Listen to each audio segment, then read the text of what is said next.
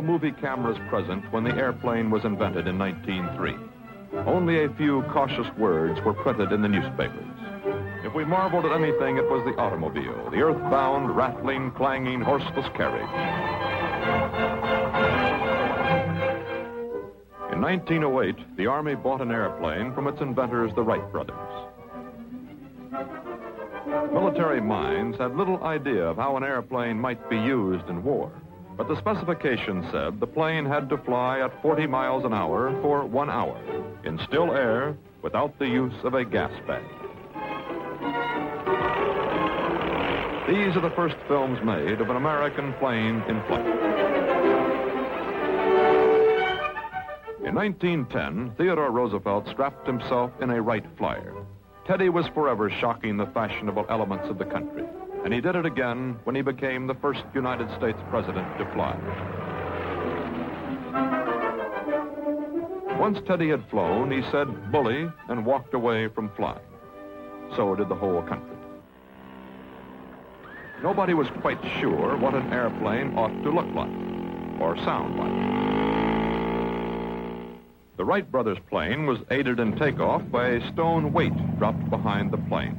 Few military observers thought perhaps the airplane might have some military value. But to the public, the airplane was only an amusing toy. Its future seemed restricted between danger and novelty. The people who turned out hoped the pilots would break their necks. The pilots were always on the verge of doing so. Flight was glory for the gentleman adventurer and the sportsman.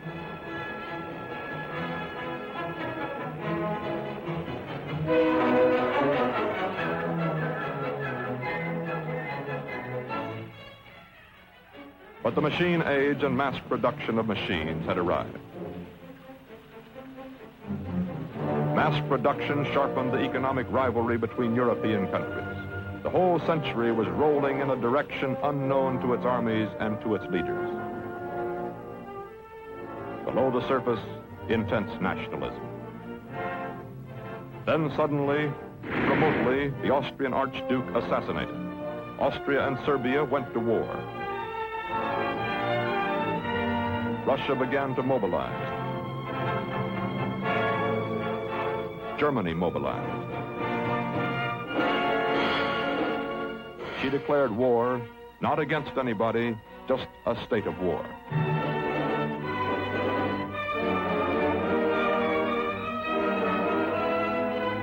The French received a German ultimatum which the French considered an insult to their national honor. The British were allied with the French. Secret alliances, competition for foreign markets, jingoism, all were leading to a world conflict. Each country knew how it would win this new war, just the way the last major war had been won. Quick mobilization, massive infantry, a few cavalry attacks, artillery. The machine gun, an almost unnoticed weapon, stopped the cavalry, it stopped the infantry, stopped the idea of a short war of movement. Both sides were almost exhausted when the United States entered the war.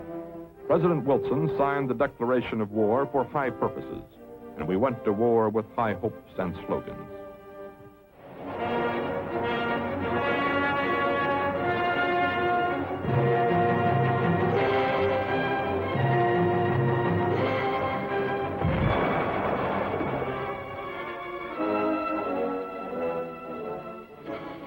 There could be no greater contrast to the ground war than the war in the air.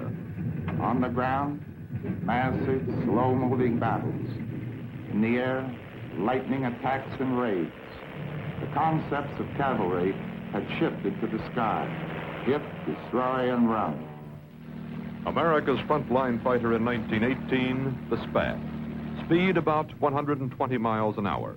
Crew, one man, the former leader of the 94th Pursuit Squadron, America's ace of aces in World War I, Captain Eddie Rickenbacker. A handful of Americans had served with the British Royal Flying Corps and the French Lafayette Escadrille. But those American pilots who came over in 1917 had little training and no planes. Our squadron flew French equipment. We were a group of happy-go-lucky individuals.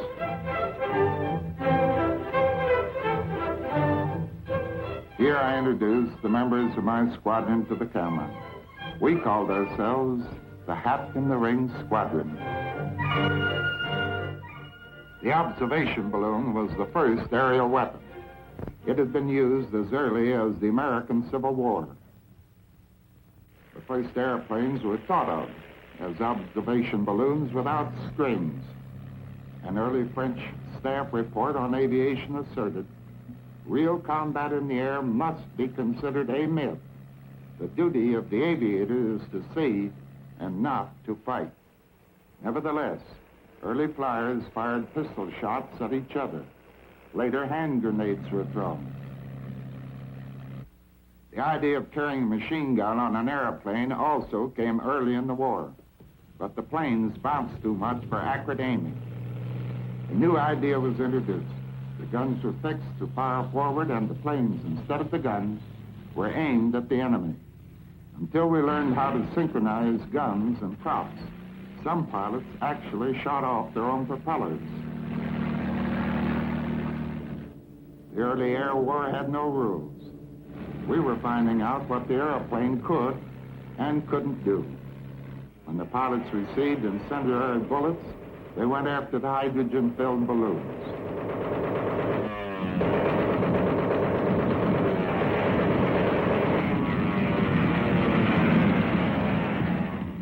The balloons later became traps. Both sides put masses of machine guns around them and waited for the pilots to attack.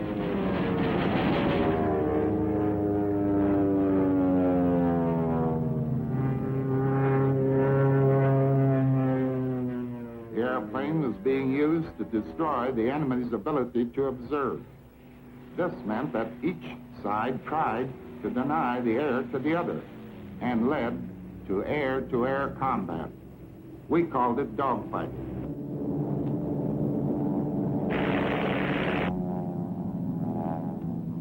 We maneuvered to get into the enemy's blind or undefended spots.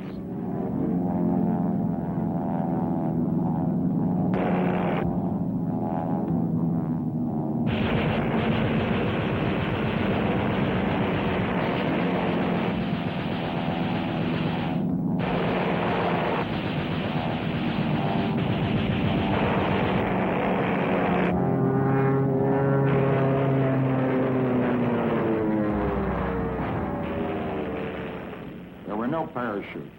If the planes went down, pilots went down with them.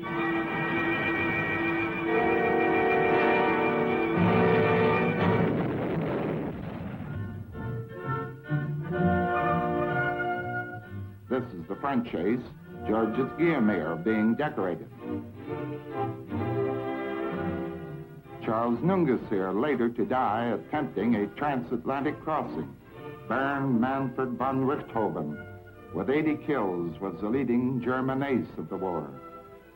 Another pilot who flew with Richthofen was Hermann Goering. Goering was later to become the head of the German Air Force in World War II.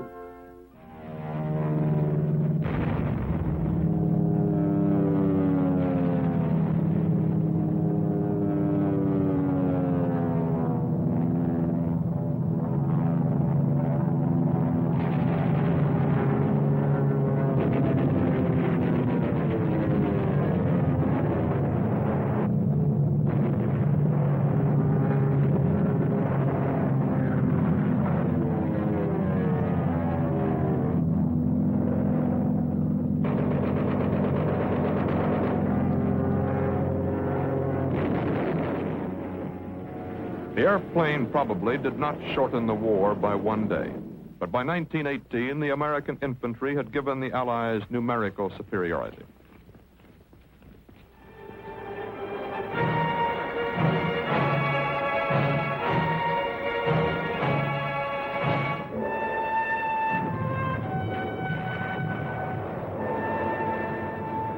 On November 11th, 1918, at 11 o'clock, an armistice. The war was over.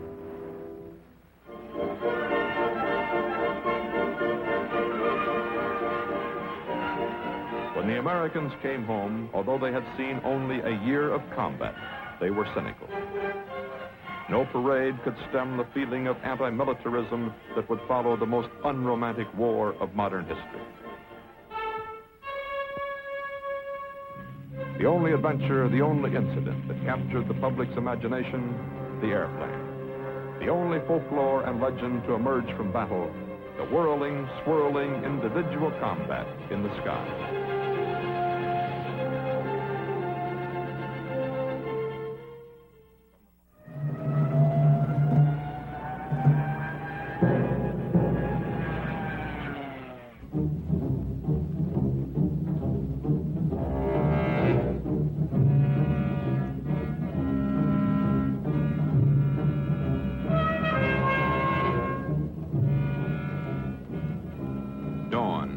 September 1st, 1939.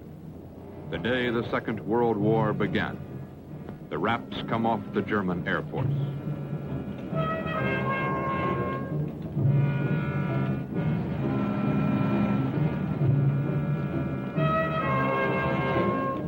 At 4:40 a.m., the signal is given to Bomber Group 33.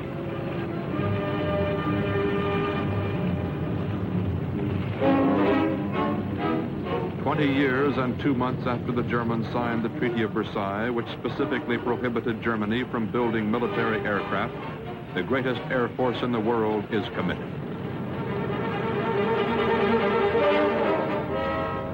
This is the story of the rise of the German Air Force.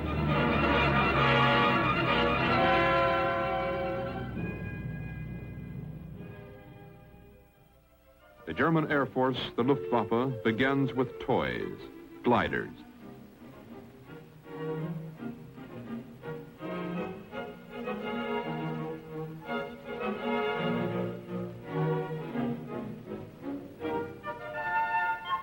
It begins with the Hitler Jugend, where Nazi youth learn discipline and aeronautics.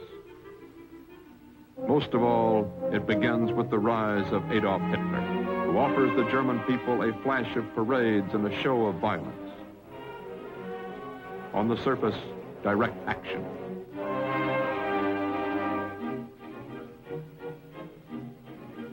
Below the surface, heavy emphasis on air power.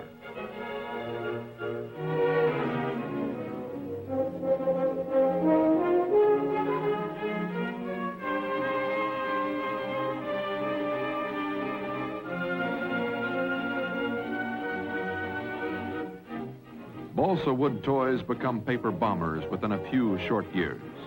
We are building transport planes, says Hitler. The German aviation experts, Heinkel, Dornier, Junkers, bring their plans and designs for military aircraft out of exile from Russia, Switzerland, and Denmark, where they have been hidden. The vastness of the German aircraft industry is the top secret of the Third Reich.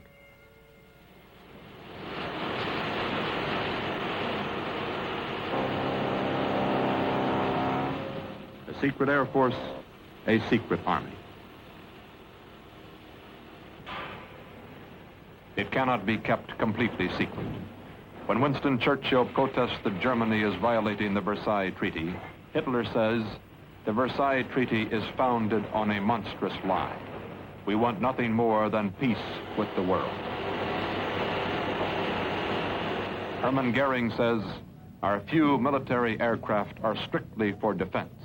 Whatever the Reich has done is for passive air protection.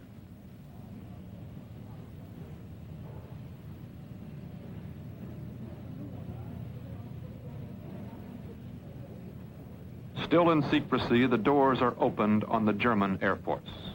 How good are these planes? The Heinkel bomber is designed to fly farther and faster than any bomber in Europe. The Messerschmitt 109 is 10 miles an hour faster than its closest British rival. The Stuka dive bomber is based on a U.S. Navy design, but is 20 miles an hour faster.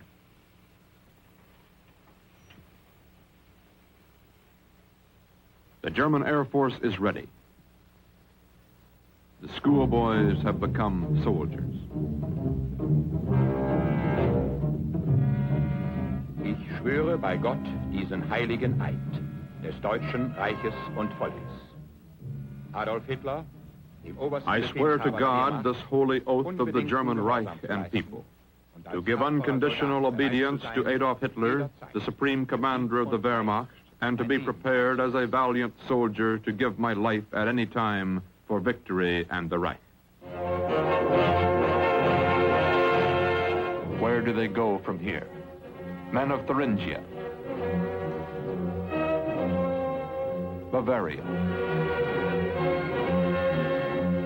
Prussia. Where do they go from here? Men of Westphalia, Hesse, Saxony. In tight-fitting suits, as civilian tourists, the Luftwaffe, disguised, goes to Spain. Carrying cheap cardboard suitcases, the Condor Legion volunteers for the Spanish Civil War.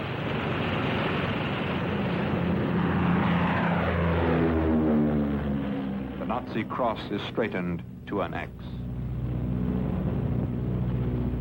In 1936, the Luftwaffe tests its planes in Spain. The planes of the German Air Force are no longer a secret.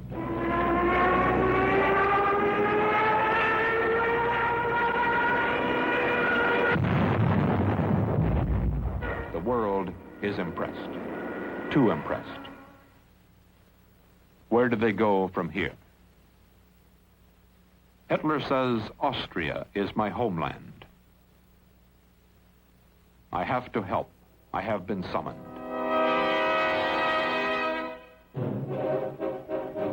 The Nazis march into Austria March 12, 1938.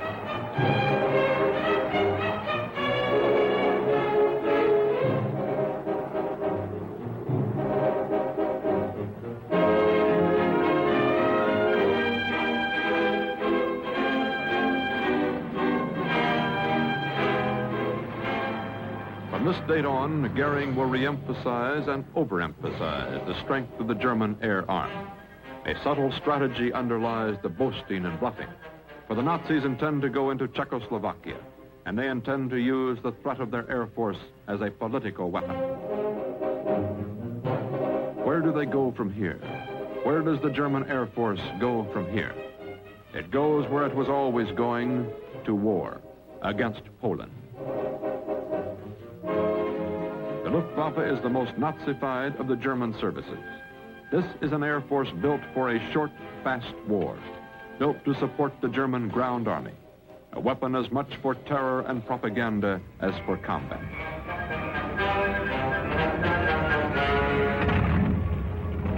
On September 1st, 1939, the German Air Force takes off for Poland.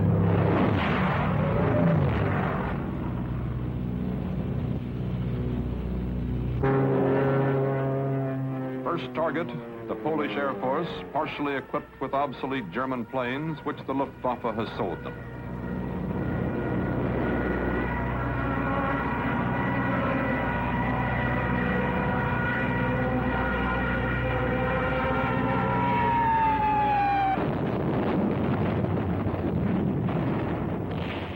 The Polish Air Force is caught on the ground.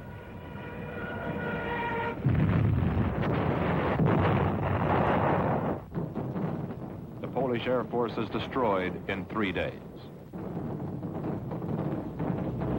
The Polish ground army retreating toward Warsaw.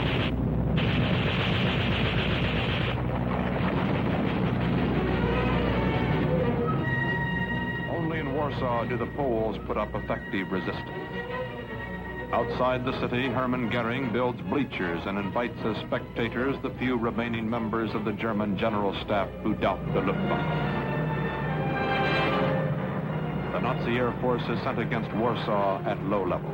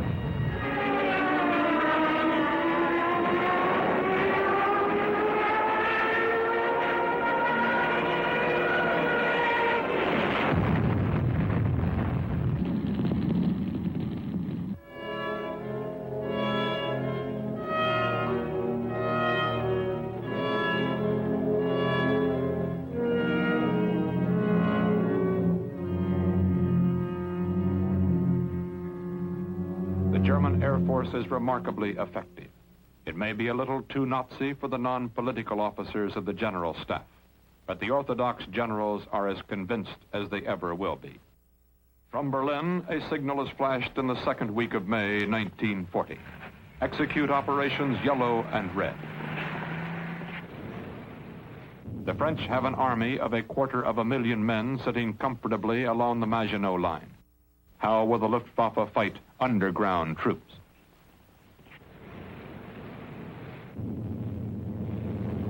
Surprise is the keynote. The Germans do not attack the Maginot Line, they flank it.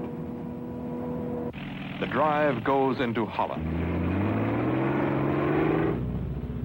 In Holland, the Luftwaffe strikes in an unexpected manner. The German infantry is in the sky, paratroopers, Fallschirmtruppen. They do not bother to declare war, they jump headlong into the fight.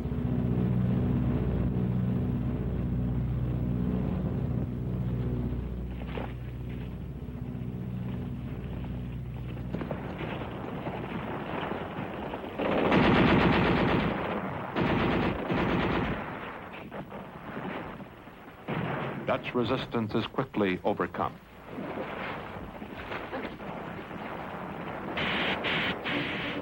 The French and British repeat the strategy of World War I. They wheel into Flanders to meet the advancing Germans. This is the orthodox, expected plan of battle. The main weight of the British Expeditionary Force moves into Belgium.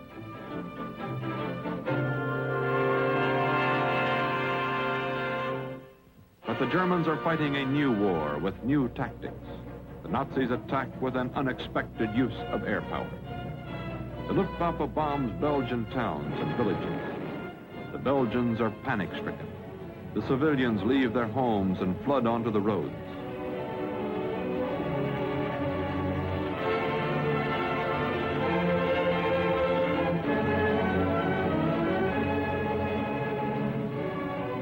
By adroit machine gunning, the Germans herd the refugees toward the same roads the Allies are using.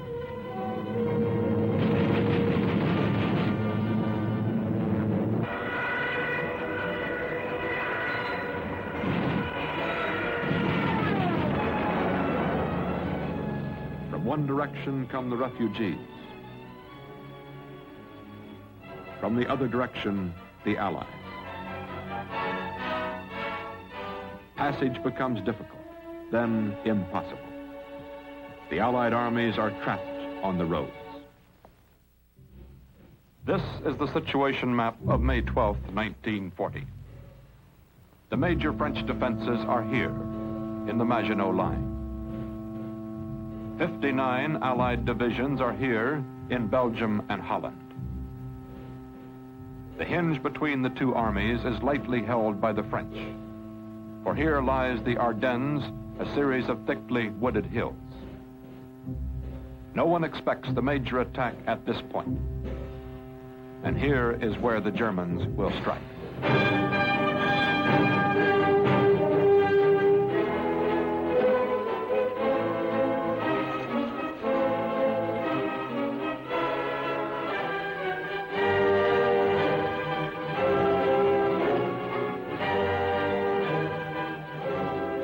French staff report of 1937, quote, "A German attack through the Ardennes in strength must be considered impossible. There are only two secondary roads. German armor simply cannot move through the forests or cross country. Even if the Germans reach the Meuse River, they cannot possibly cross it without heavy artillery. In the time it will take the Germans to bring up their artillery, we will reinforce the French Ninth Army," end quote. The Germans reach the Meuse and call not for their artillery, but for their dive bombers.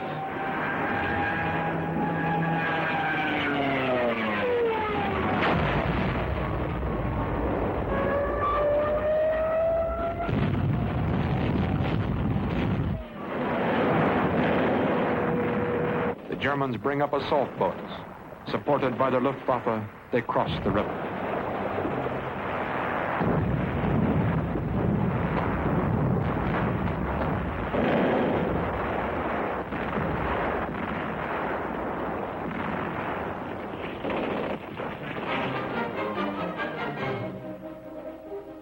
bridgehead is secure. The bridges are built in a matter of hours.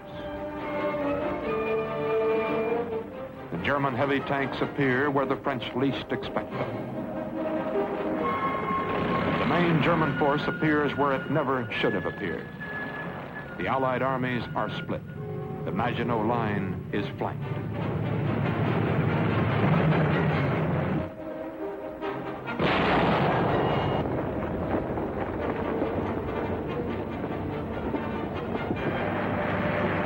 Once the Meuse is crossed, France lies open, vulnerable.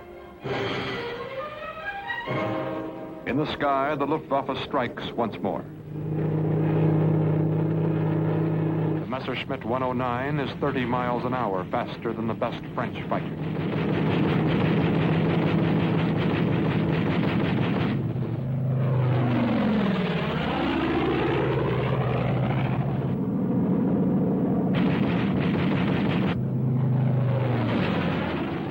As always, the German Air Force, built primarily as a ground support weapon, covers the onrushing German ground troops.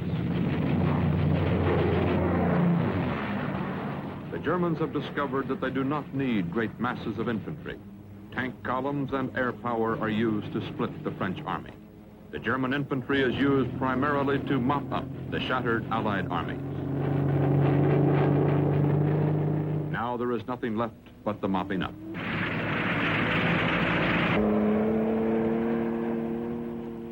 Western Europe has fallen to these troops. Western Europe needs only to be occupied.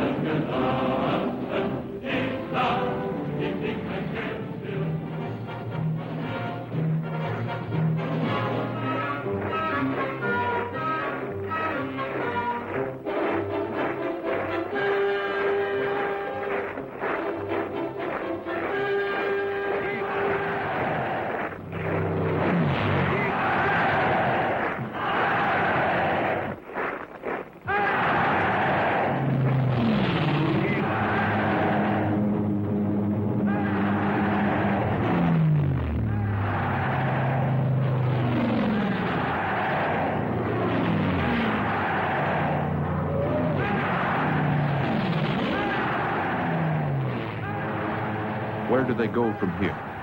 To England. Only the English Channel stops the Germans. Only 22 miles of water to be crossed.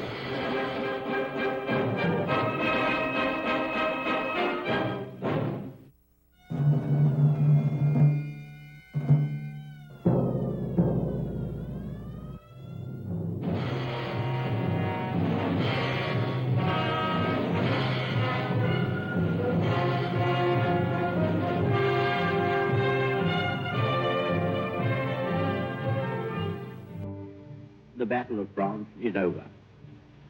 The Battle of Britain is about to begin. So, if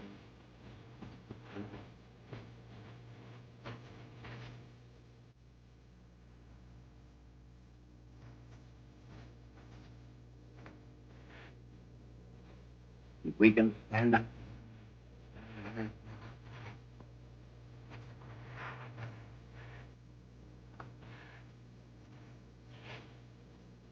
But if we fail, including all that we have known, let us therefore brace ourselves to our duty. So bear ourselves that if the British Empire and its Commonwealth last for 1,000 years, men will still say, this was their finest hour.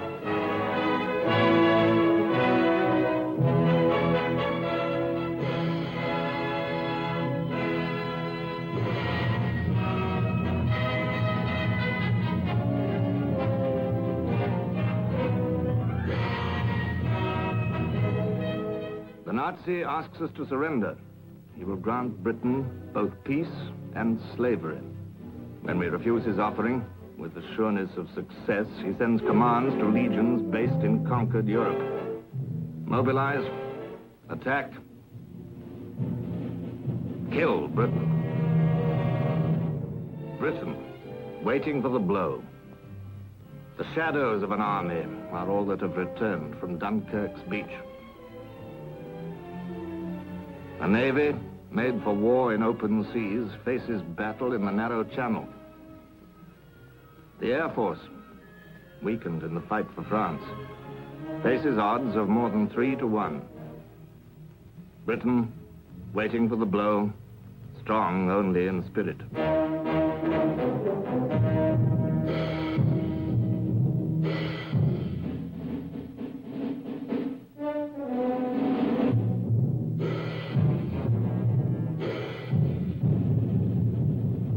Plan of invasion. Conquer the air.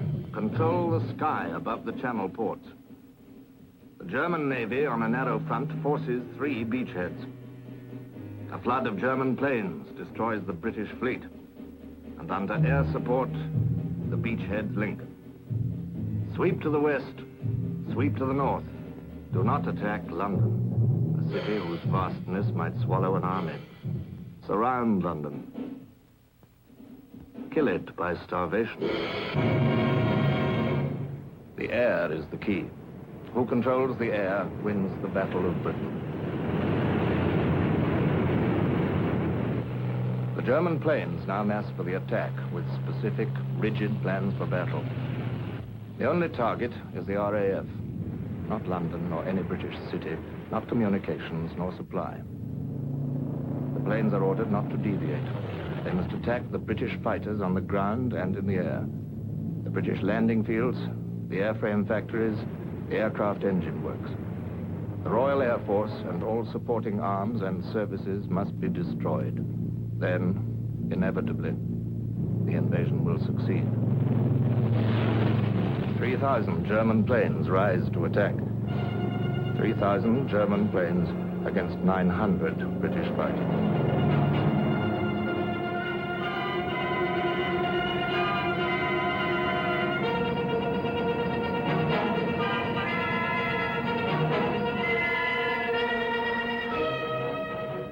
Ready our defense. Churchill speaks. If this invasion is going to be tried at all, it does not seem that it can be long delayed. Therefore, we must regard the next week or so as a very important week for us in our history. It ranks with the days when the Spanish Armada was approaching the Channel and Drake was finishing his game of bowls, or when Nelson stood between us and Napoleon's Grand Army at Boulogne. Starmouth calling. Planes heard 3 miles southwest. They're hostile? Found hostile. The German fleet approaches Dover's cliffs. The south of England slides below their wings.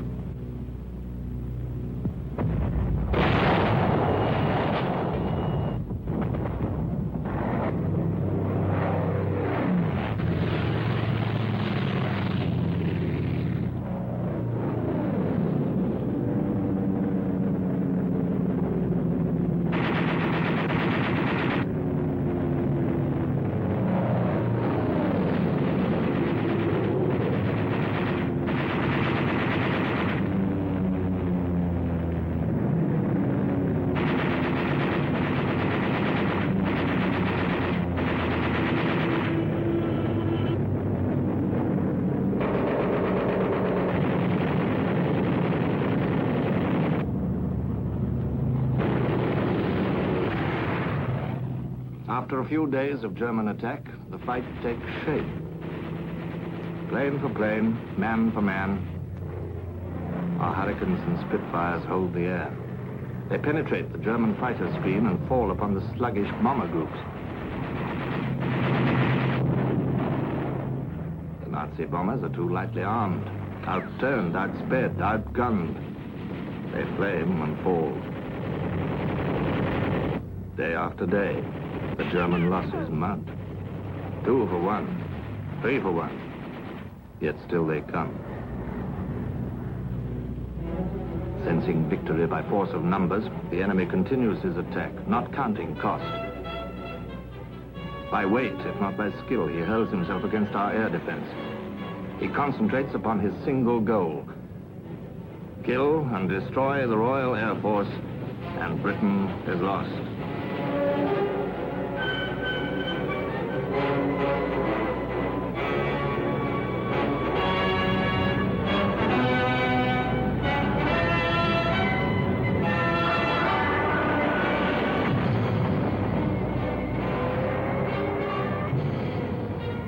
Day after day, disasters, fires arise. Our air defense disintegrates to smoke.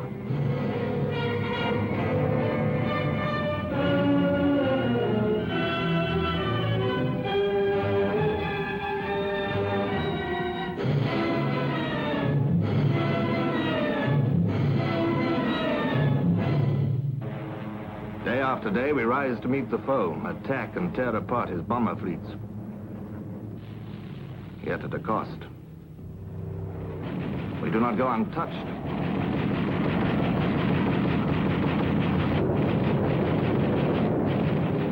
A Spitfire streams a trail of glycol fumes.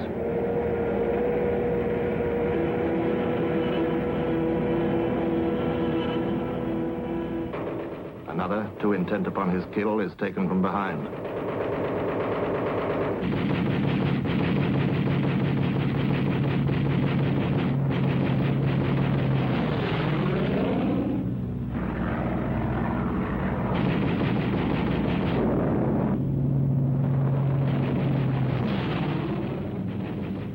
We lose 1 plane while they lose 3.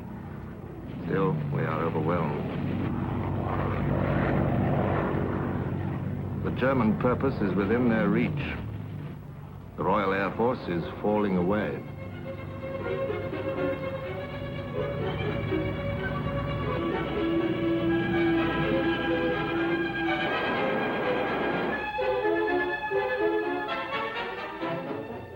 The shield is pierced. The armor is aflame. Britain began the fight with far too few.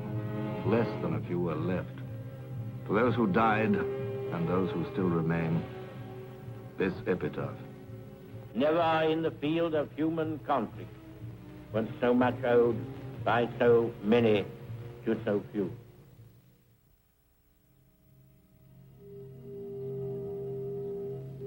All signs portend invasion comes in hours.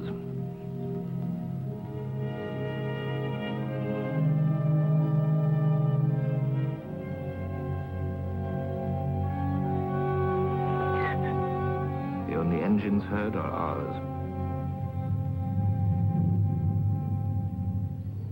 By day, the Germans dropped a few stray bombs on London. We retaliate by night. Bomber Command launches its minor raids against specific targets in Berlin.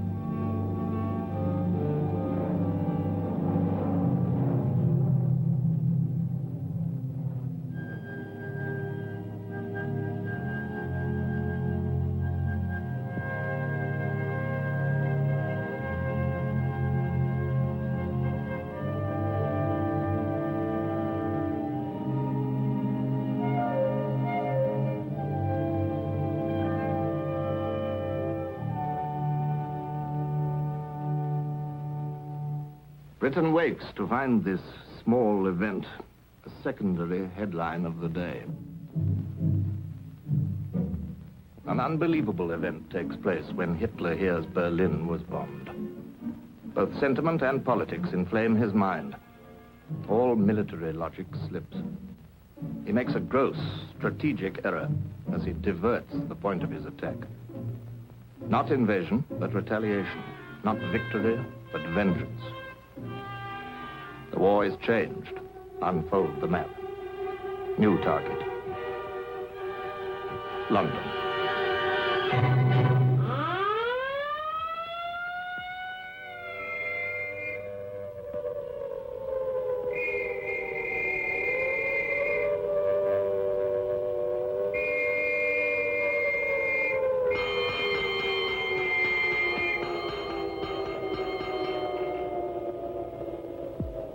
Germans do not have sufficient planes to destroy both London and the RAF. Here is the turning point, the basic error of the war. Although the southern flank of England lies exposed and invasion is within the Nazis' grasp, the enemy has turned his bomber fleets against London. No longer is the fight machine against machine or plane against plane. London and its people are the targets.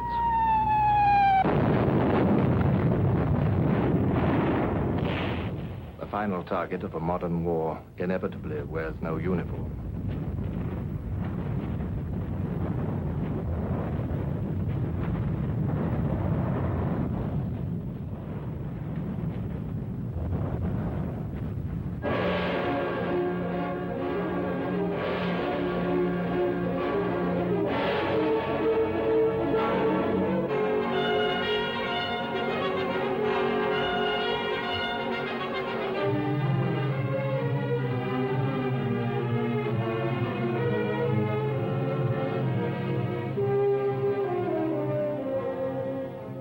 The foe may have one victory, not two.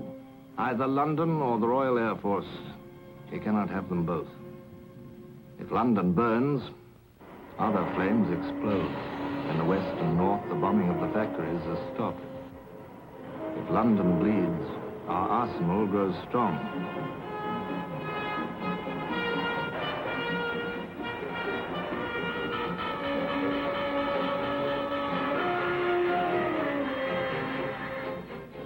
If London holds, our Air Force can rebuild. Our fighter strength is slowly reinforced.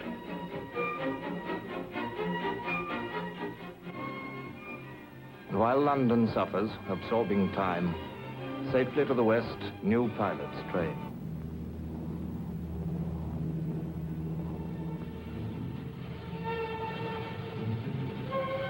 Number 11 group is sent aloft once more. The fight at odds is joined once more.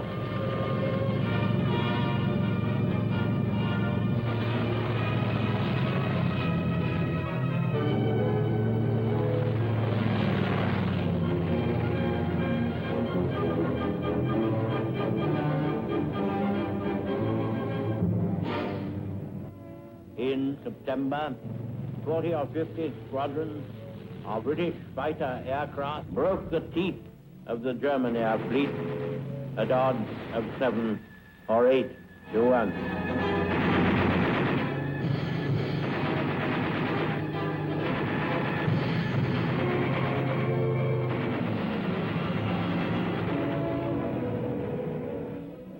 Never in the field of human conflict was so much owed by so many to so few.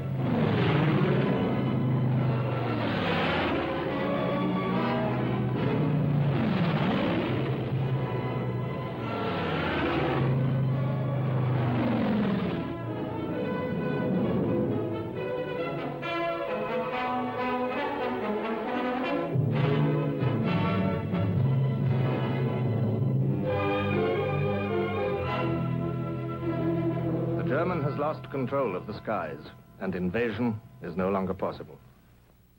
The daylight fighting has cost the enemy too much. Now he comes by dark, knowing we are weak in night defenses.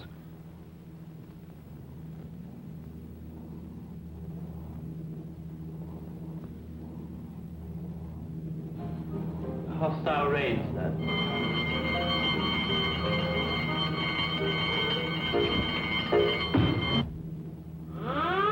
Air power becomes a political weapon. For every people has a breaking point, and all cities can be demoralized. The psychological use of terror is what Hitler calls it. He may still win the final victory if London loses the will to resist.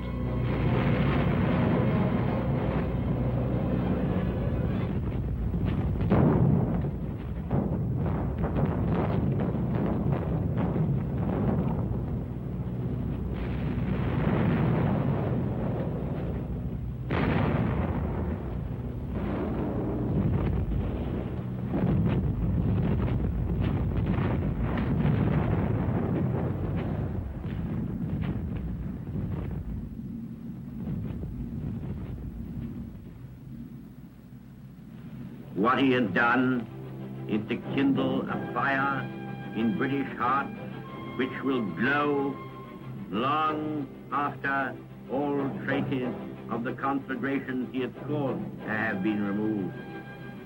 He has lighted a fire which will burn with a steady and consuming flame until the old world and the new can join hands to rebuild the temples of man's freedom and man's honor upon foundations which will not be overthrown.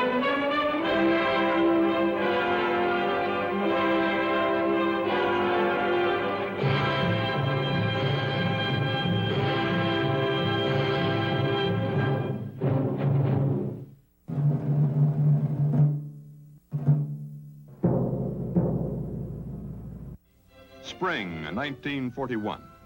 England stands alone. German air power, unable to force the British to surrender, has been withdrawn to attack Russia. But the assault against Great Britain continues, not with air power, but with sea power. From Hamburg, center of German submarine manufacture, comes the new U-boats. Into the waters of the North Sea slipped Type 7 submarines, over 600 tons, carrying 14 torpedoes.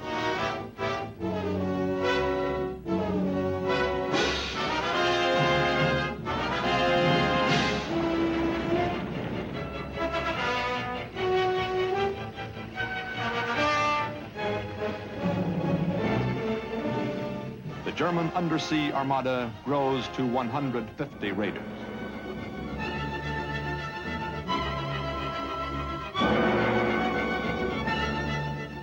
The mission of the U-boat pacts: blockade the British Isles, destroy the Canadian, British, and American convoys that keep Britain alive.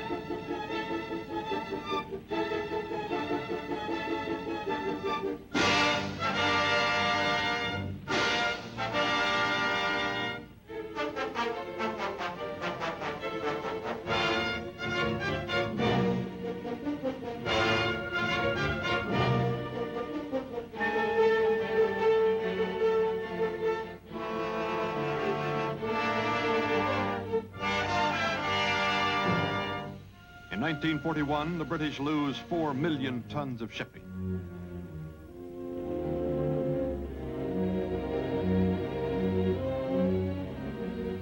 In 1941, 7,000 British and Canadian seamen are lost.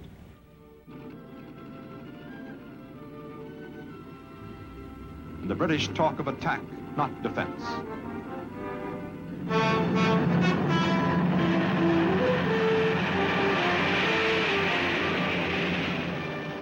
Counterblast is at hand.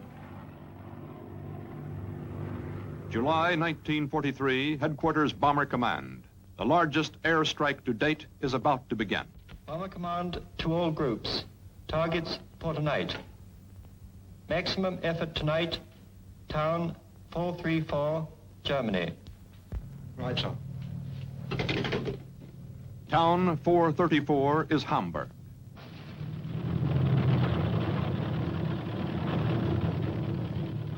The planes began to load at 3 o'clock in the afternoon.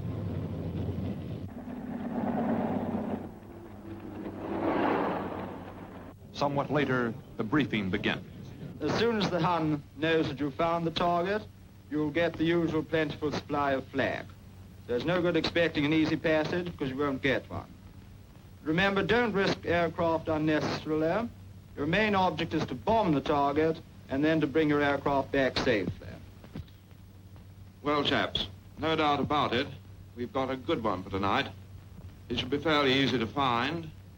And with those water landmarks and the light, you should manage a good run up. Go in and flatten it. And good luck to you.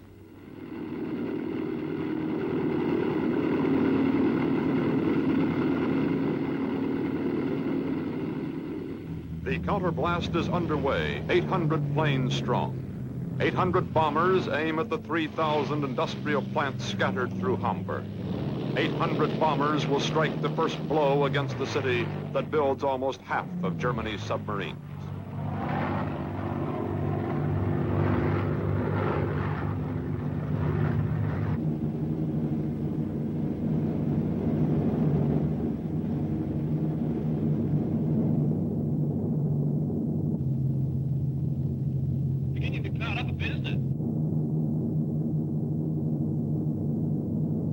From France to Denmark, the German anti-aircraft positions are manned and ready.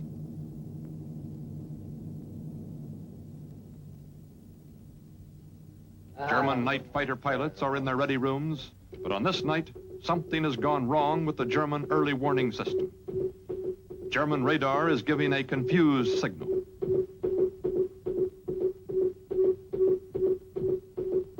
The British are dropping tinfoil and jamming the German radar defenses.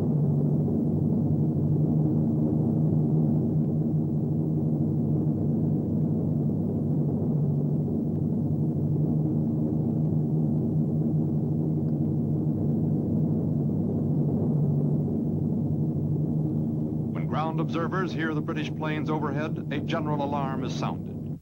But the reports are contradictory. The Germans cannot decide which city will be the target.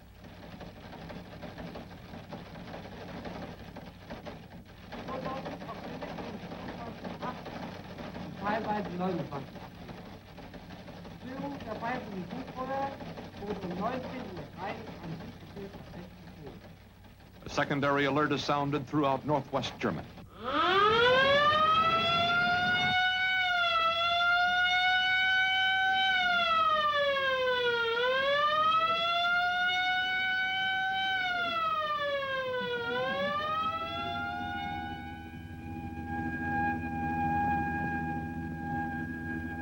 The German night fighters are alerted. The British are somewhere over Germany. Perhaps these planes can find them by visual contact.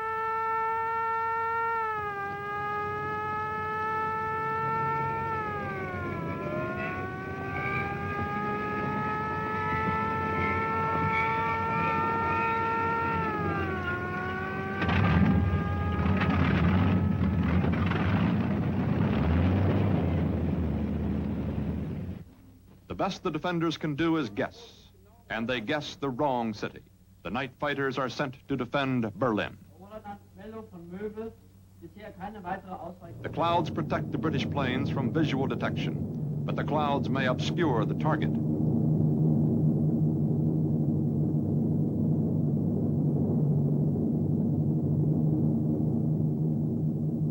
Special planes, pathfinders, will drop through the cloud cover and illuminate Hamburg with flares.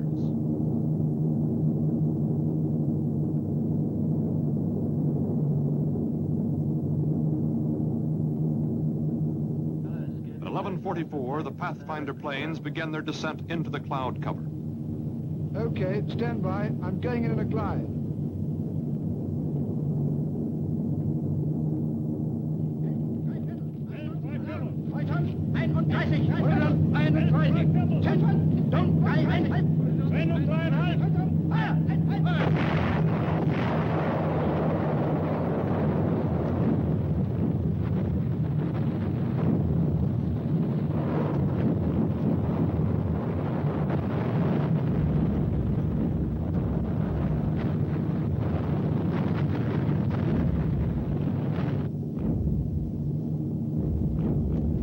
One door's open.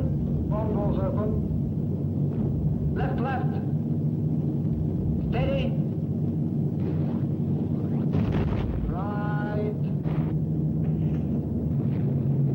One's gone.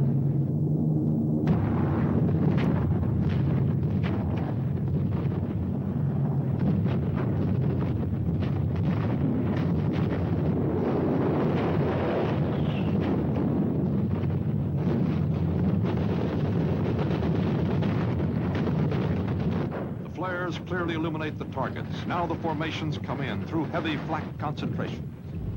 The bomber stream has no trouble seeing the target. Left, left, left. Steady. Hold it.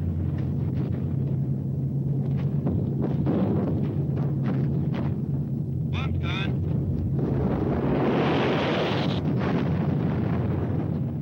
The center of the city is aflame. Each small light is a fire.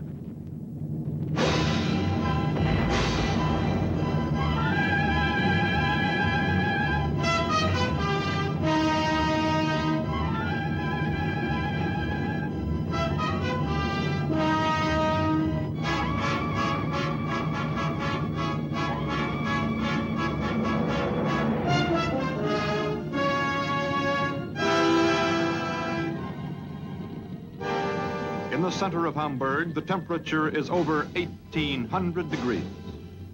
Steel girders melt under the heat. The fire is so intense that winds of cyclone proportions, over 150 miles an hour, roar through the city.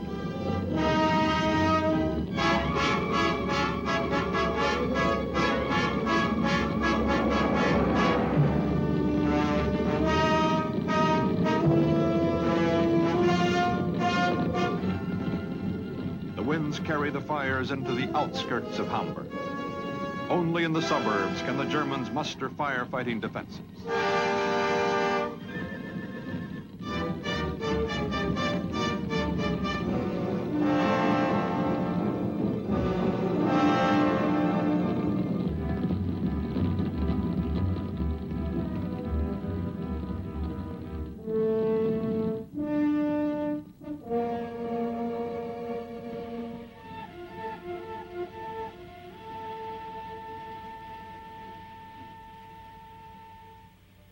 In the morning, the city is dazed.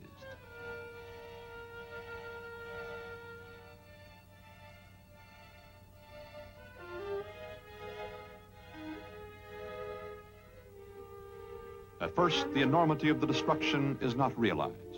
A few people set about the task of cleaning up. A few people begin to leave Hamburg.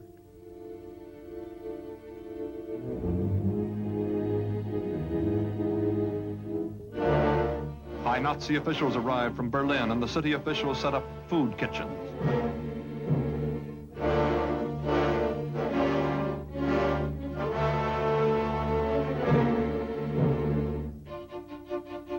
In the late morning, rescue efforts began to set free thousands of people trapped in underground bunkers.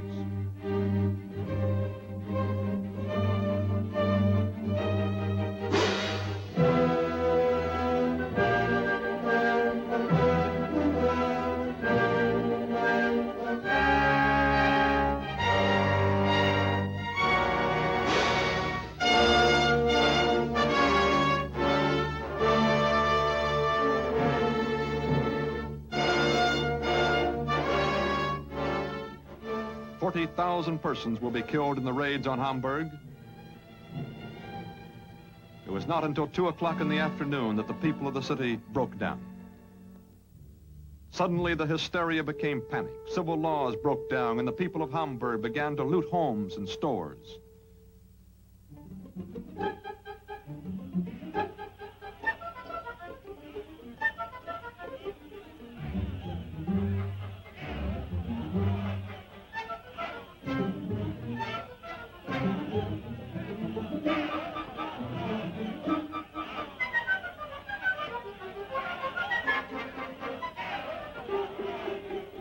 looting went on until 3:37 in the afternoon. At 3:37, the alarms sound again. The Americans are coming.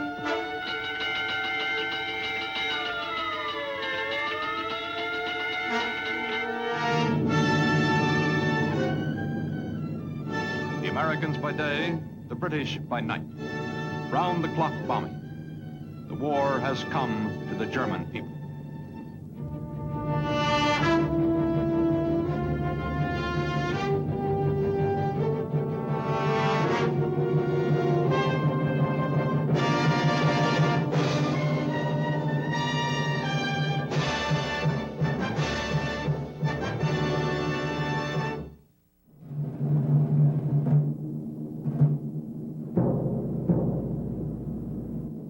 October 14th, 1943.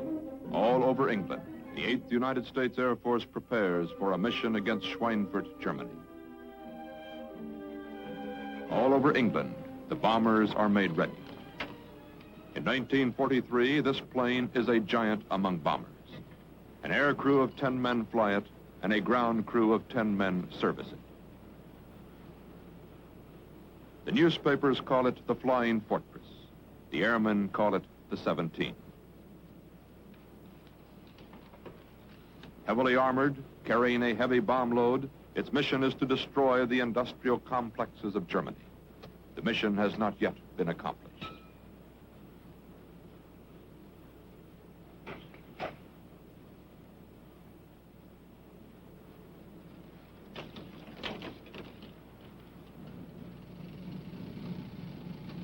While the ground crews ready the bombers, the flight crews are briefed.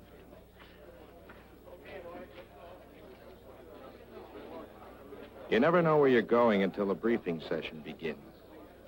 Of course, you hope for the easy ones, where the fighters can cover you all the way in and out. Milk runs. But this day it's deep, real deep. When this major pulls up the curtain, that black line goes way into Germany. And way into you.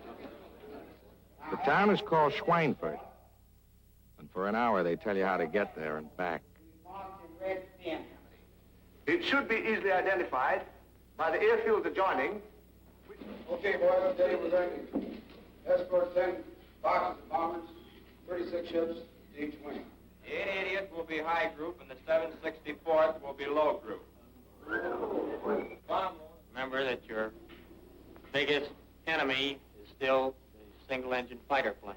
Now, you bombardiers, take your time in going in on your releases. But don't allow the flak to worry you. Men, the going's going to be rough.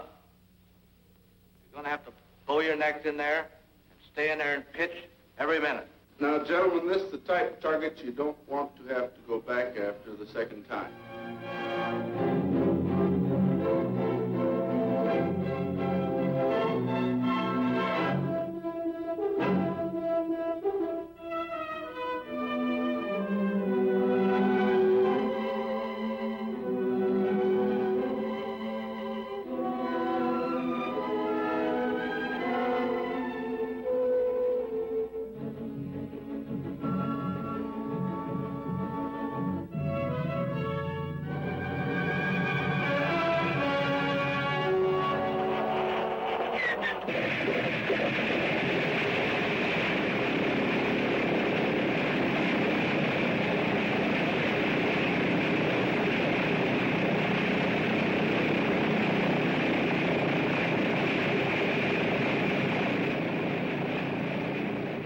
Schweinfurt is the center of the German ball-bearing industry.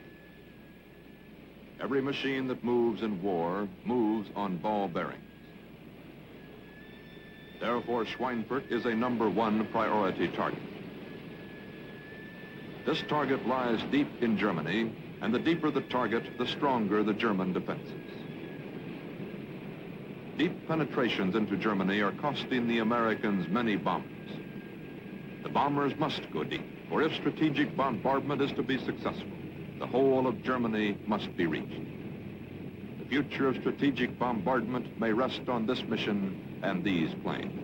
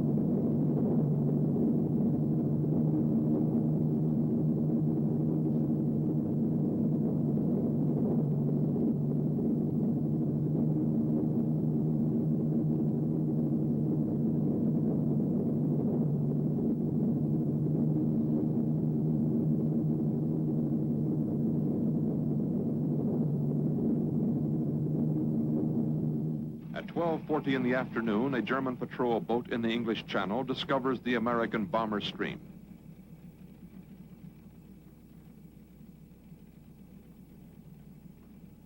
The Germans radio a warning. German Central Control in Berlin begins to plot the track of the American bombers. The German defense system alerts the whole German Air Force as far north as the Baltic. German early warning has guessed the bombers are heading deep into Germany, but they cannot decide which city will be the probable target. They think it may be Frankfurt, but they wait for a half hour before committing the German fighters.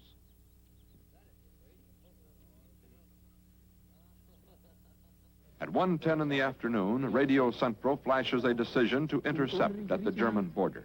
In a short time, the fight will begin.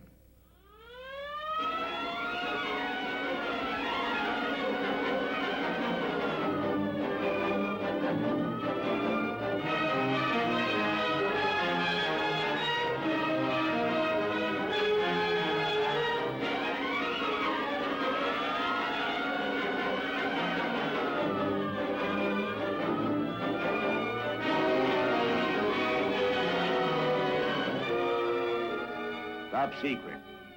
Estimate of German Air Force capabilities, 14 October 1943. At the present time, there is no indication that the Allies have won superiority in the air. The Luftwaffe's strength has substantially increased in the last few months. It has approximately 1,002 first-line day fighters capable of effective opposition on the Western Front. The Me-109G must be classed as one of the best fighters in the world, and production is increasing. The success of their rocket-firing aircraft will lead to continued and aggressive rocket attacks. New Luftwaffe fighter control tactics have resulted in maximum usage of the German fighter force. As we penetrate deeper into Germany, it must be expected that enemy fighters will have time to attack, land, refuel, and re-attack our withdrawing forces. It is clear that long-range American fighters are needed to protect our bombers all the way to the target and back. These fighters have not arrived in strength in this theater. We must rely on tight formation flying and mutual firepower as our sole support for deep penetrations.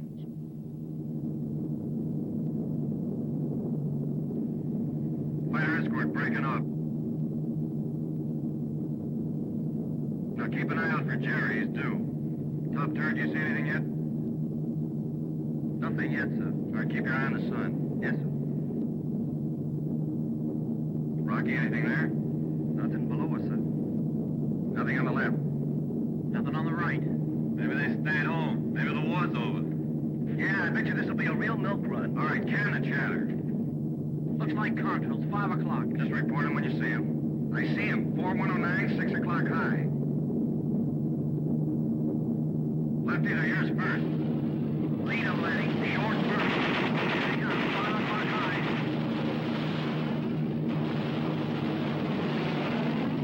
There goes the B-17 out of formation. Check the chutes in that cripple.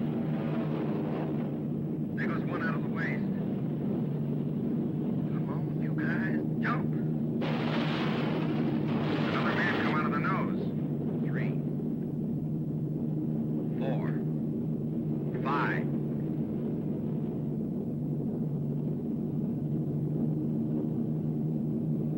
One more out of the waist, that's 6. Man still in the cripple. Come on, you guys, jump. She's falling off in the right wing. She's spitting in now.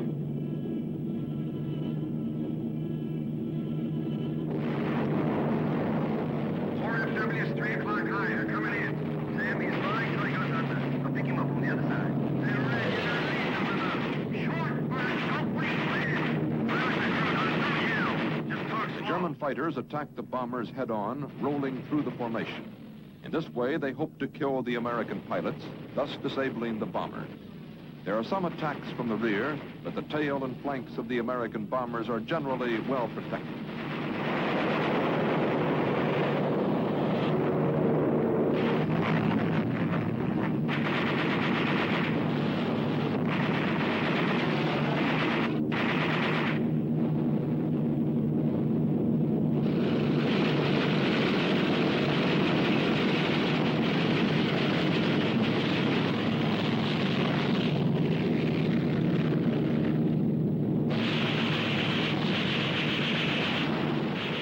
soon as an American bomber leaves the formation, the German fighters attack it in waves.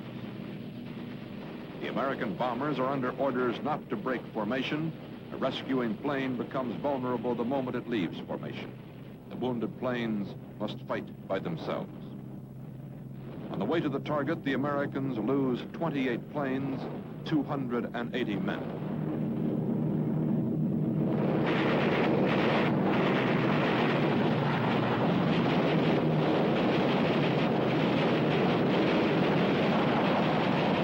While the air battle goes on, there is little time to take care of the wounded. Coming in level at 6. 2 FWs coming through at 11 o'clock. Now watch them, left wing, watch it. 4 bandits coming up from the tail, 6 o'clock, low. They're coming in from all around the clock now. I see 4, 5, 6 FWs at 12 o'clock high. They're going after the ring. The sky's full of them. Fighters are breaking away here. Flak's coming up at 12 o'clock level. Man, oh man, just look at that flag.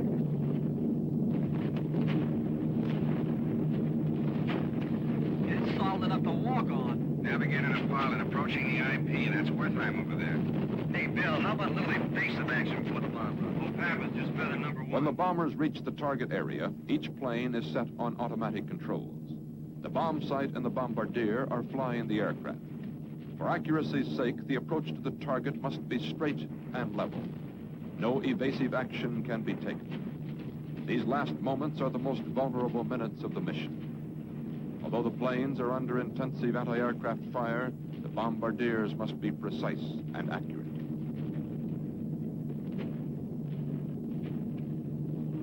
Visibility is good, the target is exposed.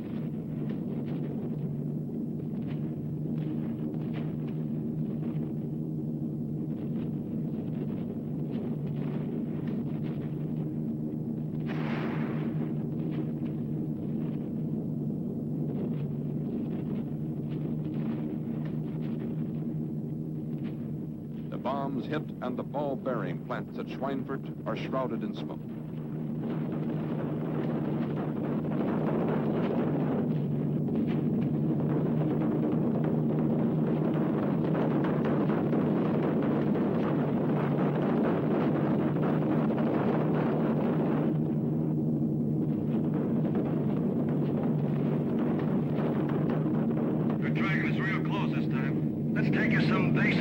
Roger, hang on. Let's jockey around a little.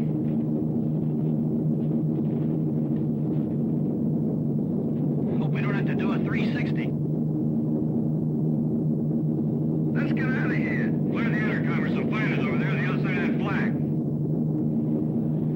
More of them at 3 o'clock coming around to 6.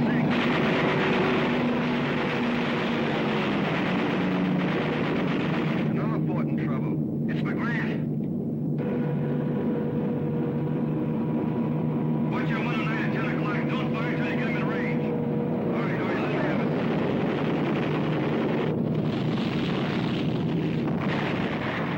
I got it! My God, did you see that thing explode? My oxygen is out back here. Hey, FW, coming in. I don't care who you are. Every man is scared he'll be yellow in battle.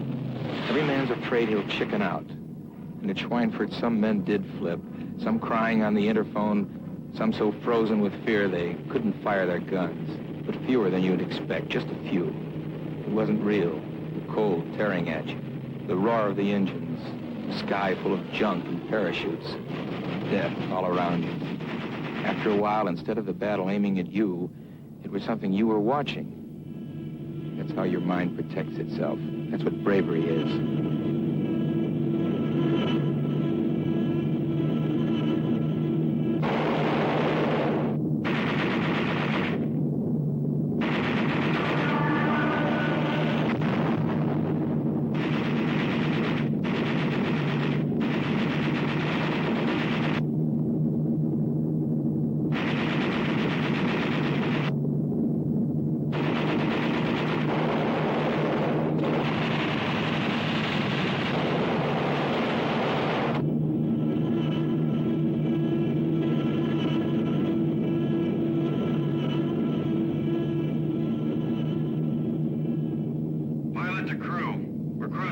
Now. Keep your eyes peeled for enemy fighters. Nothing back here, sir. Looks like they've all gone home.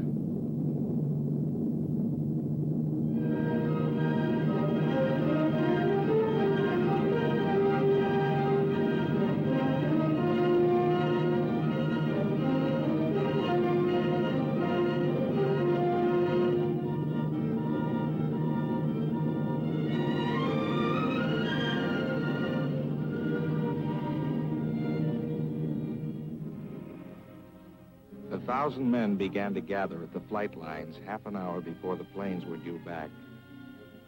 1,000 different men from 1,000 different places with 1,000 different kinds of lives. And yet all the lives coming together under two emotions, anxiety and guilt. Anxiety.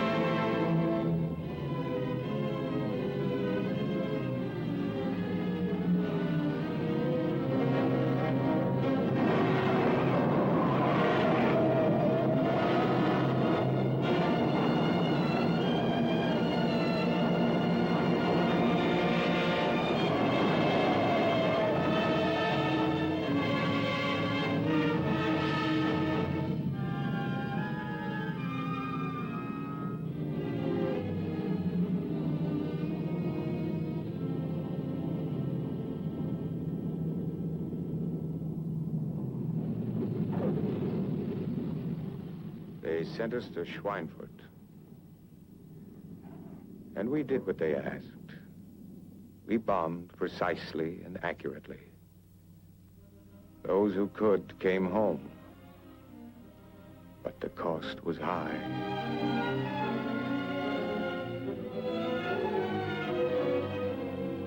Of every 10 planes that had gone out, 3 planes missing.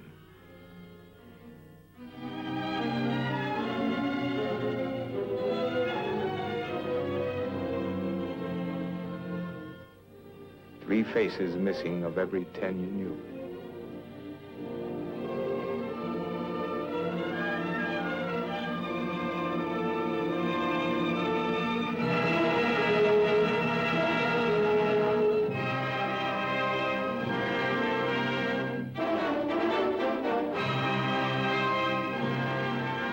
Those who returned, for how many days and nights would they relive these hours?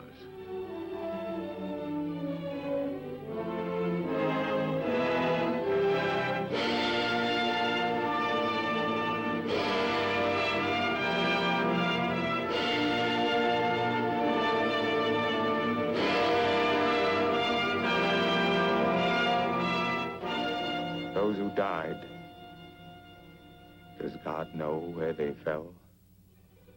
For the sky has no names, and the whole sky was the battlefield.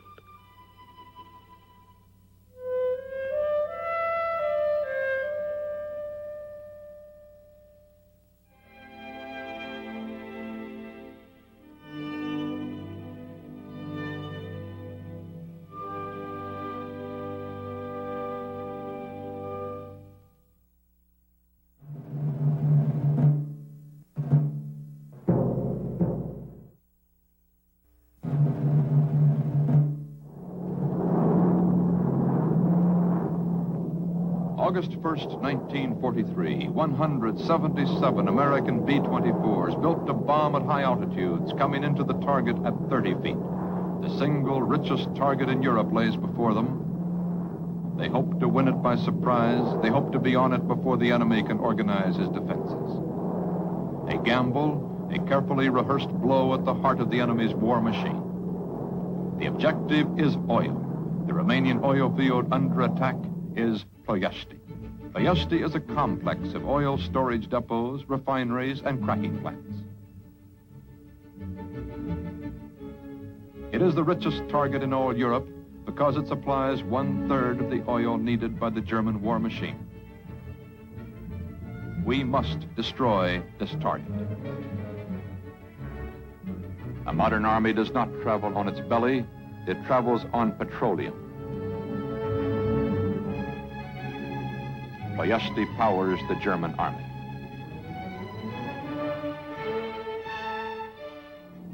These planes have traveled 1,200 miles from Africa.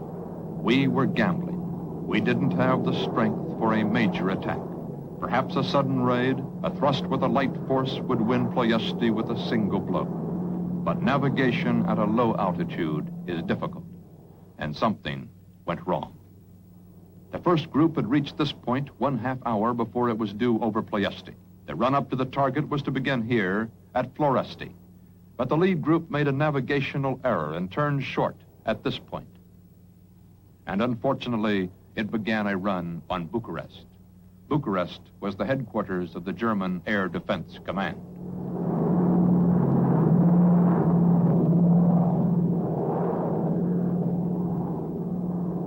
As the planes ran toward Bucharest, there was a moment of indecision. Then radio silence was broken and the lead plane was informed of its error. The group was approaching the outskirts of the city. The element of surprise was lost. The Germans were warned. Only one target in the area was worth the effort, Ploiești. The Germans sounded the alert. It was answered not by second-rate Romanian flyers, but by some of the best pilots in the Luftwaffe. The German anti-aircraft artillery moved into action. All surprise was lost. German flak was waiting and ready. The first wave belatedly turned towards Ploiești and approached from the most heavily defended direction.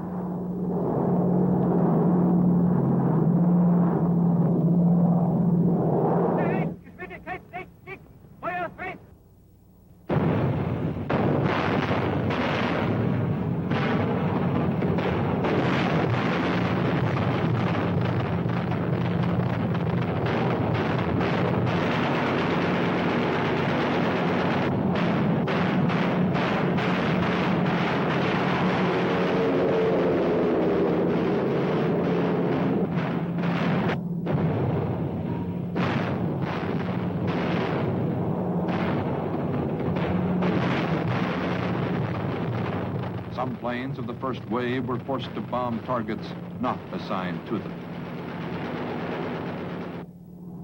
When we came in, we saw it. We'd timed it just wrong. The delayed action bombs of the first wave were going off ahead of us and under us.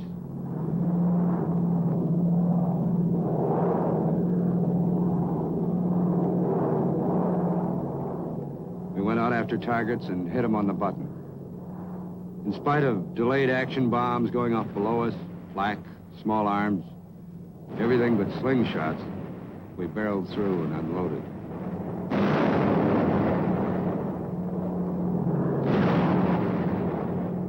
Twelve of my outfit went into the smoke. Only 9 broke out on the other side.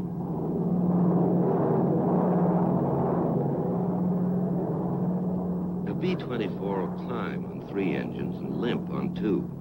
When you have to feather one of the propellers, that's a sign you're already crippled. German fighters will try to finish the kill. There's nothing you can do but try to keep your place in formation. Hope you'll be lucky.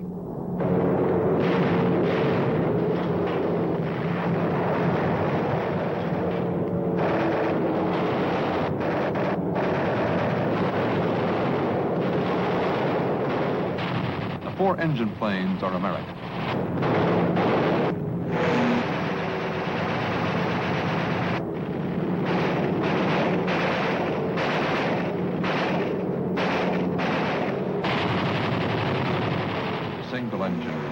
Germany.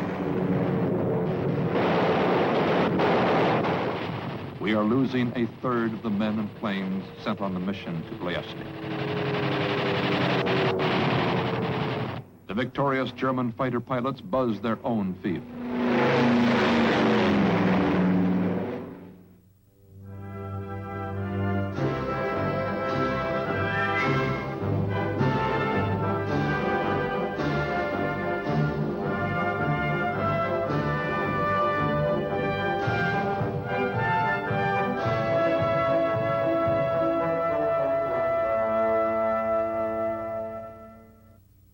Although we lost the element of surprise, although we suffered heavy losses, although some bombs fell wide of the target, still American bombers destroyed 40% of the cracking capacity at Ploiesti.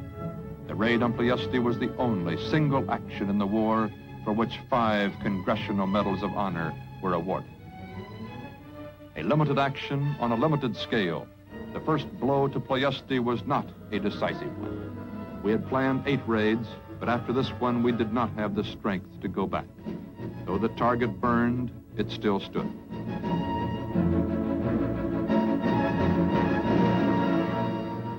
The Germans marched 10,000 slave laborers into the oil fields and began rebuilding Ploiesti immediately.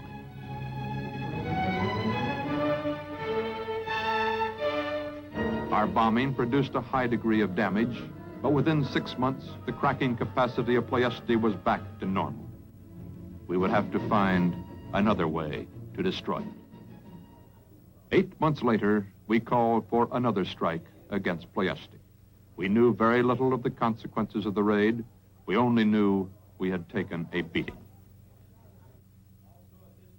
When they said it was Ploiesti again, you could feel the room stiffen. Nobody looked at the man next to him. I remember thinking, this is the quietest briefing room I've ever been in. After bombs away, we'll rally to the southeast and return to the base. Now we launched another raid from our newly won air bases in Italy. The target still stood. We tried another way to get it. A single raid, larger, stronger. New tactics, fighter cover, part of the way in. The American specialty of high-altitude precision daylight bombardment. We had improved. The Germans had improved, too. Their radar screen was more complete. Enemy anti-aircraft had increased in density and accuracy.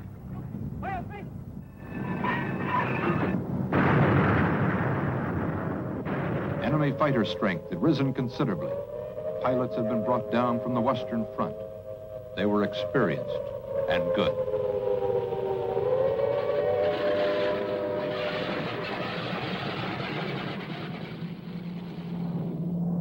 We went to Ploiesti flying into the rising sun. That's where the fighters like to come from, out of the sun, so you can't see them. They like to make a pass from in front of you, where you have less guns and where they hope to knock out the cockpit.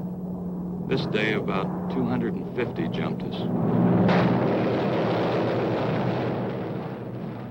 This is a B-17 under attack. Its left wing tank is on fire.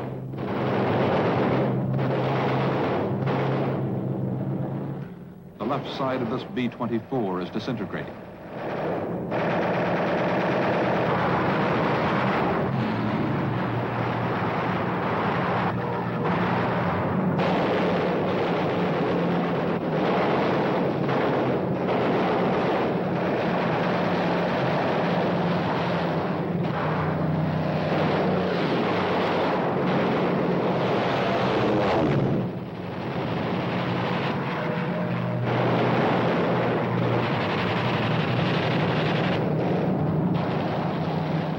The tail surface of this B-17 has been shot away.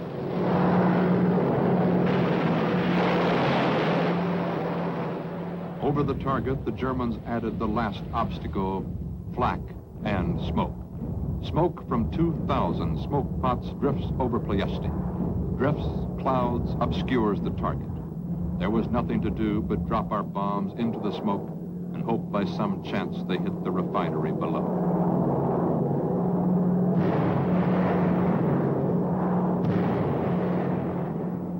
As the smoke blew away, the flyers saw that they had sent many of their bombs into the fields and farms surrounding the oil refineries. Though the target burned, it still stood. We would have to find yet another way to destroy it. We had to get under the smoke. We went back to the tactics of the first raid, back to low-level bombing and a surprise attack. But instead of heavy bombers, we would try to do it with fighters. P-38s with 1,000-pound bombs strapped below a wing. They buzzed the Balkans, climbed for altitude. They stripped their wing tanks and went in, dive bombing.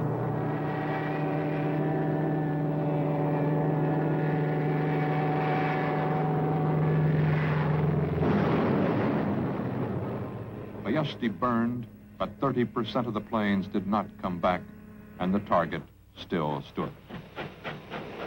Bayezid stood and shipped its oil to the German fighting machine. If we wanted this target, we had to find still another way to get it. We had to find another way to use air power. In June 1944, the decision was made. We would make oil the primary target of the Air Force. Not by sneak raids or one-time shots, but by mounting a siege. Only in this way could such an extensive target be destroyed. We would mount whatever planes we had and fly day after day over the oil refineries. Now we went out in strength, knowing the Germans waited in strength. We would take what we had to take from flak.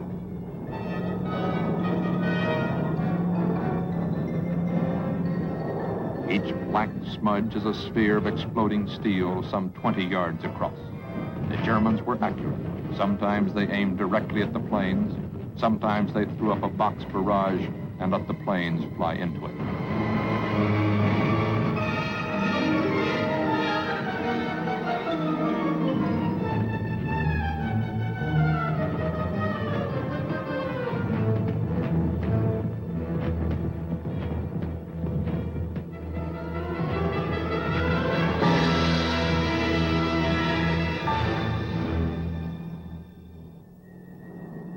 We would take what we had to take from flak, and when the flak stopped, the fighters came in.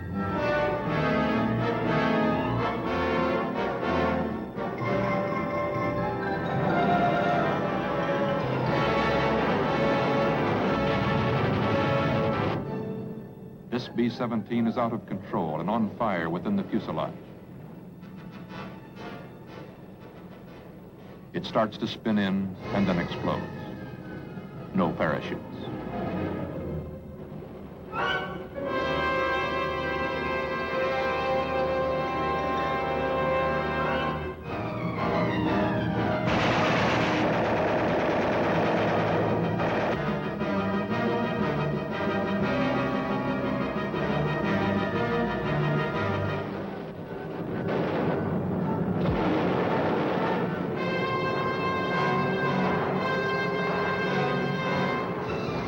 Another B-24 on fire, 10 men aboard. Count the parachutes. 1, 2.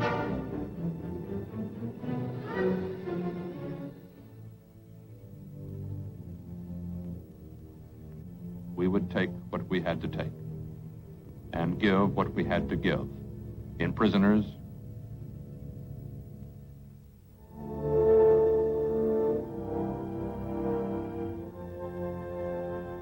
in broken airplanes,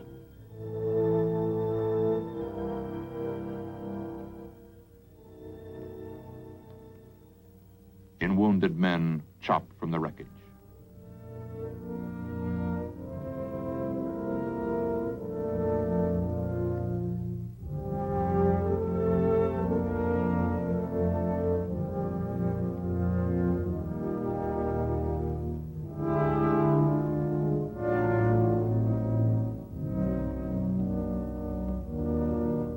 Men took what they had to take.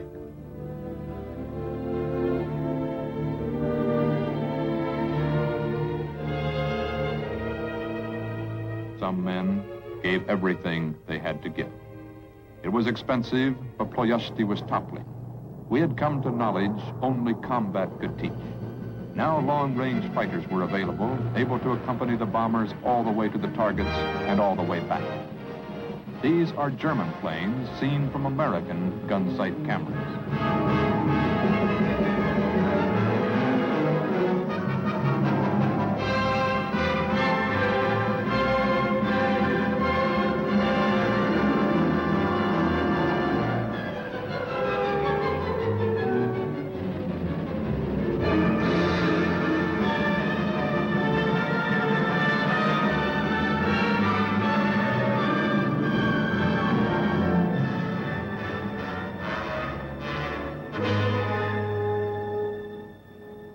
Now a perfected radar bomb sight could see the ground through the smoke. We sat over Ploiesti day after day and dropped ton after ton. We had learned that this was the only way to do it, to mount a siege and give everything we had to give. We gave Ploiesti 27 million pounds of bombs. Day after day, ton after ton.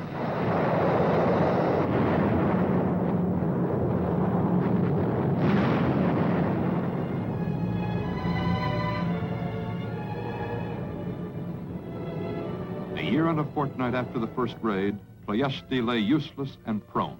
It burned for the last time. When this oil field stopped production, the German war machine began to run down. The death of the oil fields was, by German admission, the most powerful blow struck by the Air Force.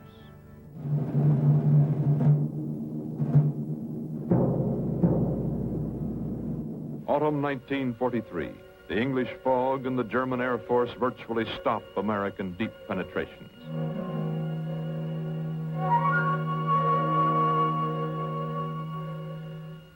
An American correspondent attached to the 8th Air Force writes, "The fall fog is the first break the 8th Air Force has had in months.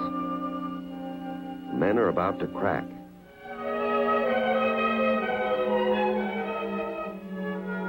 On the outside, the airmen still play at being rough and ready. When a flyer stops cursing or griping, he has something serious on his mind. For the first time, the idea that they might be going to die has come into the lives of these airmen."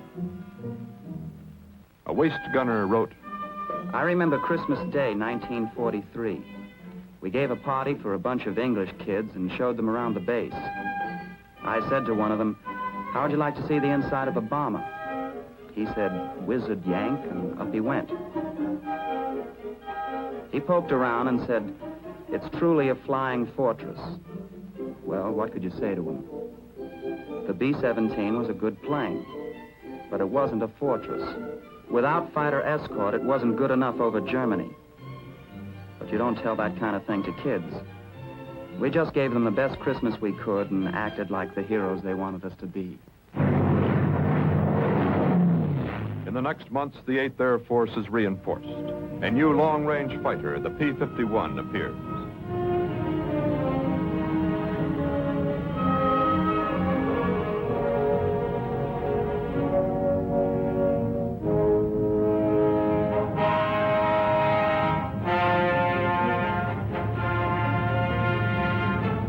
New bombers are flown across the Atlantic. Daylight strategic bombardment will be successful only when every German industrial area can be reached. There is a line in Germany beyond which we cannot cross without losses too great to bear. We need strength at long range, or else we must abandon the idea of strategic bombardment. We need new defenses against the attacks of German fighters, and a machine gun turret is added under the chin of the B-17.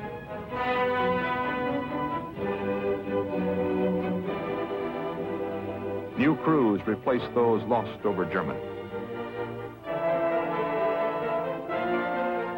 The depth of our heavy attacks is dependent upon the escorting fighter planes. The speed and performance of American fighter planes is excellent, but their range is too short. Fuel tanks are improvised to hang from the bellies of the fighters. The planes are readied in the first months of 1944. The issue is still to be decided.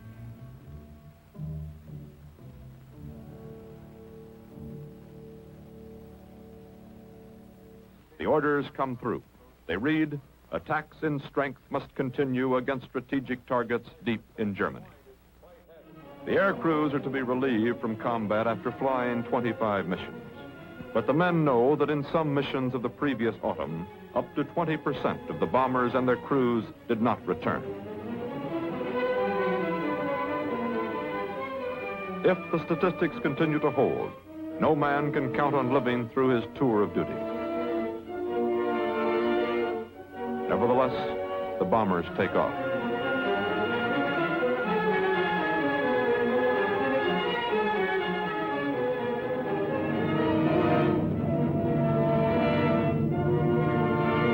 Now begins a new tactic in the battle for supremacy in German skies. We hope these fighters, equipped with extra fuel tanks, will make the difference. The fighters now have sufficient range to escort the bombers to and from the targets. They are our last best hope.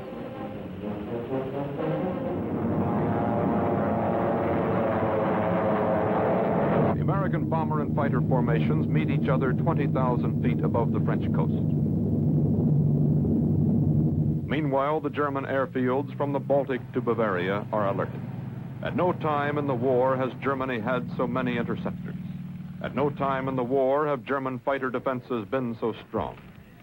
German pilots know every weakness of the American planes and tactics. The Luftwaffe still holds air superiority over Germany. The Germans mass their air power to turn back the American invaders.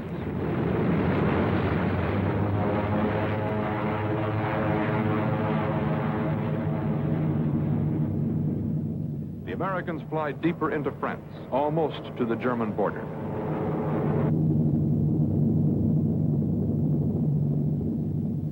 The German fighters, high over Karlsruhe, wait for the American bombers to come to them. Once the American fighters leave the bombers, the Germans will make their attack. Jocko leader to Cowhide leader. Bogies 1 o'clock. High. Cowhide leader to all elements. Keep the formation tight. The Germans do not attack. They are bewildered. The escorting American fighters have not broken off. They are accompanying the bombers deeper into Germany than ever before. The bombers are approaching the target. The Germans are running out of fuel. If they are ever to make their attack, they must come in now.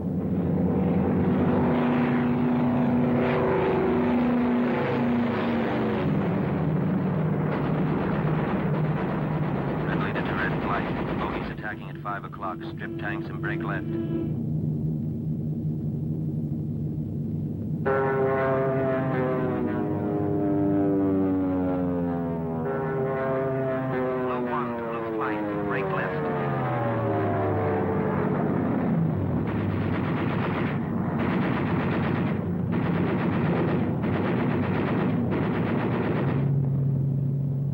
The Germans are engaged and defeated by long-range American fighters.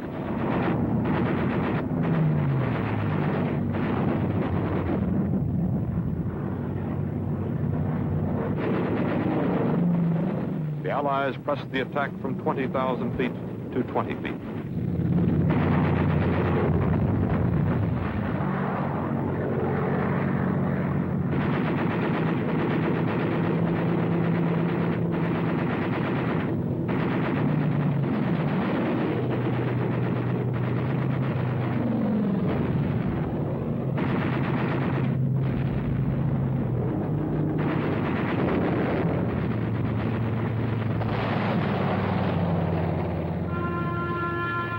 Once the skies have been cleared of German planes, the fighters strafe the anti-aircraft towers.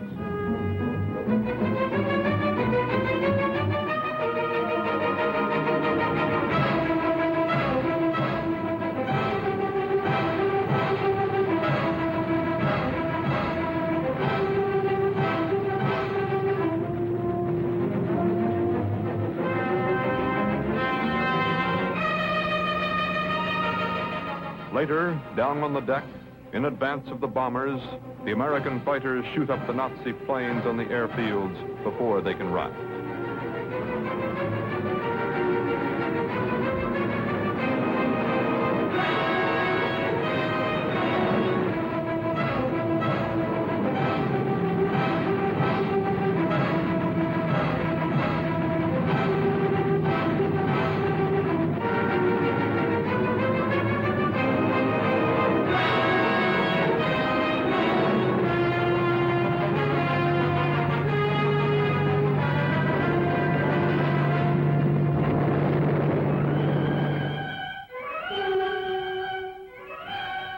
Americans have broken the strength of the German aerial defenses. Now the American bombers are free to strike any target in Germany, however deep. The whole industrial complex supporting the German war machine lies vulnerable and exposed. The German factories, the oil refineries, the hydroelectric stations, the German industrial centers, Berlin, Hamburg, Leipzig, Hanover, Brunswick, Stuttgart. Every major city in Germany is bombed and bombed again.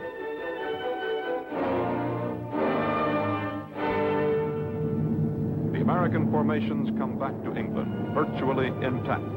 We lose less than 4% of the bombers we send out. The men of the 8th Air Force know they now have a good chance to live out the war.